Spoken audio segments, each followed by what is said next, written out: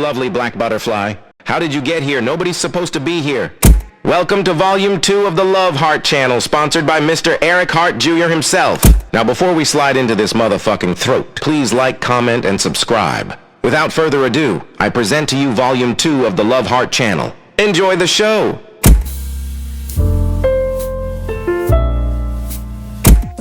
Yeah, I did feel butterflies. Nah, it's only real love if he feels the butterflies too.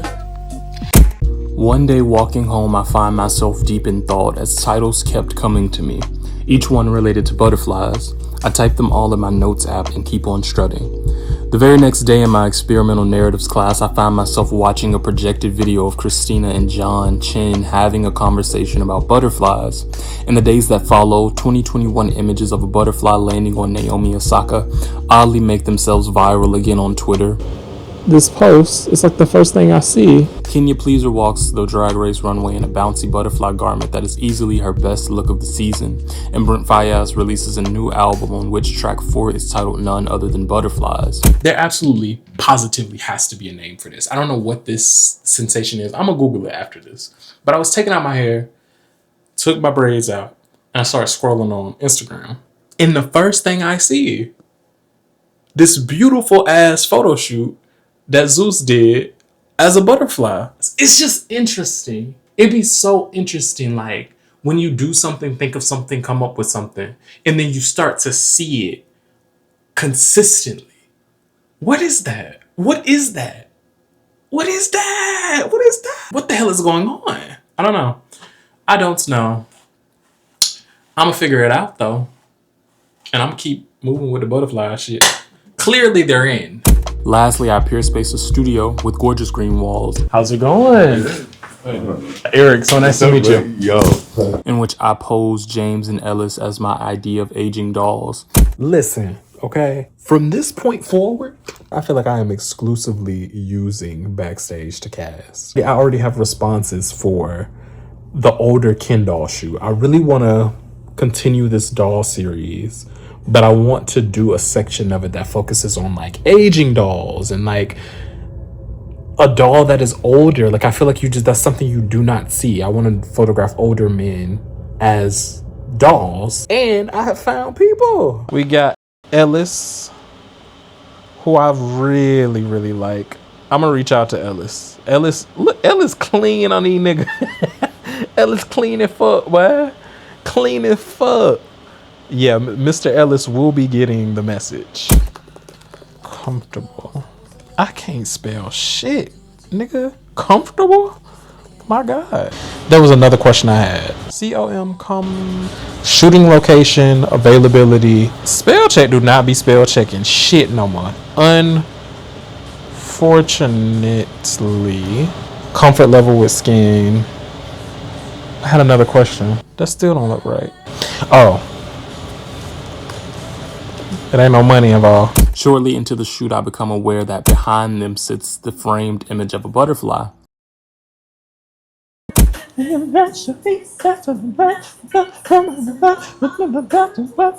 just the cause and effect of being so blessed. My bitch said, we know a run-on sentence, okay? Tony Braxton said, baby, I'ma show your ass a run-on sentence. We are editing.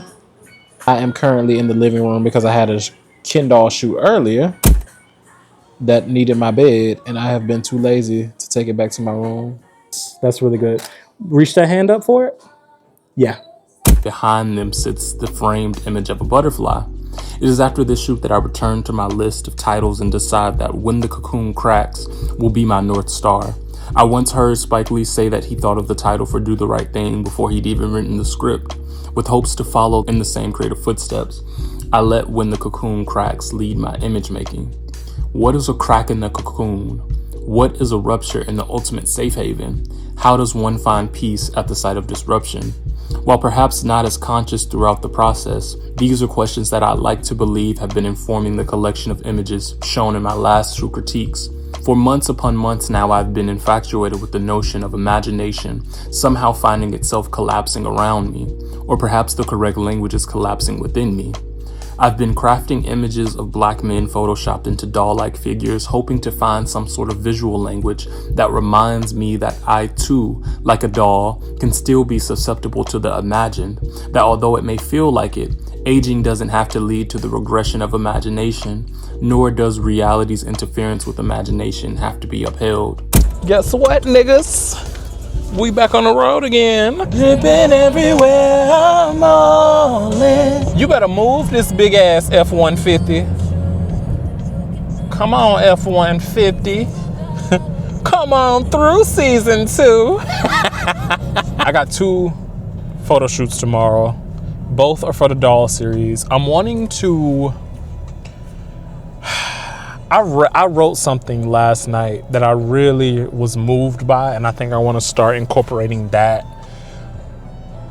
notion that came up in what I wrote into the photos that I'm taking for this series. So essentially, this note, journal entry, whatever you want to call it, that I wrote was talking about the intimacy of imagination and essentially how so much imagination for me happens in a small room. With a small group of people. There's so few people I feel safe to dream with, and the older and older I get, for some reason I feel less and less safe to dream in general, you know? So I want to create some doll images for the doll series that deal with time, that deal with imagination, that deal with intimacy, and yeah, whatever happens when I put the 3 of those things into a blender, that's what these images should be if I do my job correctly. So yeah, we'll see. Let me get over to. I don't know what these niggas doing. Who the fuck y'all beeping at? Who the hell you beeping at? Who the hell you beeping at? I will hurt you. Is that your wife or is your dog walking backwards? Why are you breaking, bitch? Go. Ugh. Y'all weird. I often think about how safe my imagination would always feel in solitude. How ever since I was a child, the silence of my small room would grant me a certain clarity that makes all that I imagine feel possible. As I write this, I can't help but think about the Outkast Rock and Roll Hall of Fame induction speech, in which Andre 3000 stated that great things start in small rooms. I imagine the logical sequence of events would be to then take these great things into this treacherous world we live in with the hopes to make it better. However, in some strange turn of events, the cocoon is cracked, and it feels like, opposed to flying out into this world and making it all the things I've imagined it to be, the world seems to have a much larger, much more negative impact on the space that once gave me hope. Essentially, like, it's turning the figure into a doll. But I feel like I want to do it in ways that don't feel stereotypical. I don't want it to be like pink Barbie land in a box, you know, like that kind of thing. I love that idea. Hell yeah. Make me into a doll. Yeah. I feel like when I saw you, I was like, he would be perfect for this. So it's crazy that you're just like coming to New York. Right. So for me, I guess it would be a matter of figuring out where I could shoot in New York, where would feel like an actual location that tells a story, opposed to like backdrop, you know? As I create these images, I'm battling with the tension of wanting to believe while simultaneously understanding that my belief is falling apart. I'm torn with my existence, much like a doll's, being one in which I'm able to embody all that is imagined, but with what feels like very little to any agency. Studies say that 20 to 40% of butterfly pupae fail to survive and die before emerging from the cocoon, and the leading cause of this is the environment around them. I just hope when the cocoon cracks, the environment around me isn't as powerful as my imagination.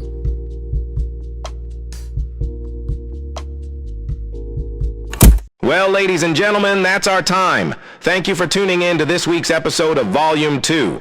The Love Hart Channel will be live every Friday this year as long as Mr. Eric Hart Jr. himself don't get pregnant. We'll see what happens. Until next time.